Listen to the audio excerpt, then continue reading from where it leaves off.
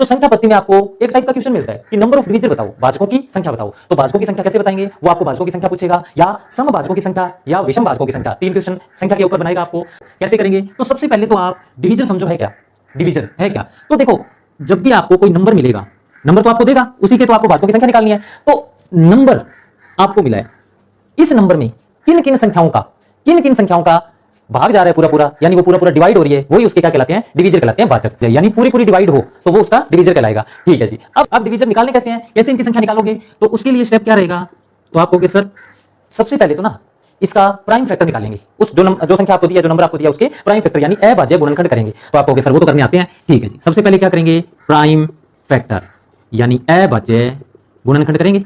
जो भी आपको संख्या मिली है, जो भी नंबर आपको दिया गया है, उसके अभाज्य गुणनखंड करेंगे। ठीक है जी। अभाज्य गुणनखंड होने के बाद आपको वो नंबर कैसा दिखेगा, तो वो नंबर आपको इस तरीके से दिखेगा कि कोई p की पावर a दिखेगी, q की पावर b दिखेगी, r की पावर c दिखेगी एंड सो ऑन। इस तरीके से वो नंबर टूट जाएगा छोटे छोटे नंबर्स की पावर में। समझेंगे, क्वेश्चन करेंगे तब कि कैसे टूटेगा। चलो, तो अब जब ये अभाज्य गुणनखंड हो गए, प्राइम फैक्टर इसके हो गए, तो आपका आंसर बन जाएगा। कैसे, तो सबसे पहले तो आपको टोटल डिवीजर निकालने हैं। टोटल डिवीजर यानी कुल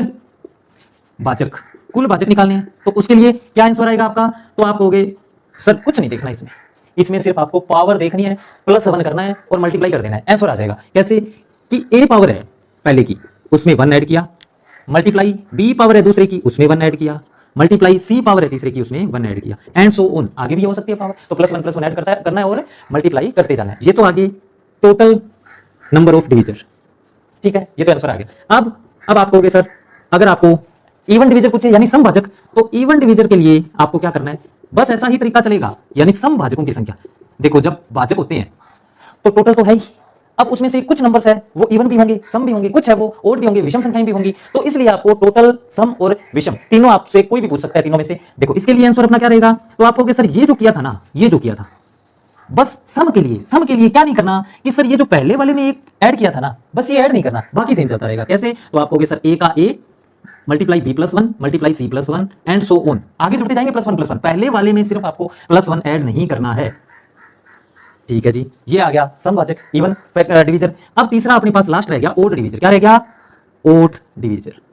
ठीक है जी, यानी विषम भाजक। अब विषम भाजकों की संख्या क्या होगी, तो आप कहोगे सर पहले में +1 किया था, दूसरे में हटा दिया। ठीक है, अब तीसरे में ये a और हटा देना है, विषम के लिए a और हटा दो, b+1 से स्टार्ट करो। तो आंसर क्या आएगा आपका, तो आप कहोगे sir b+1 multiply c+1 multiply so on, आगे चलता रहेगा, ये आएंगे विषम भाजक।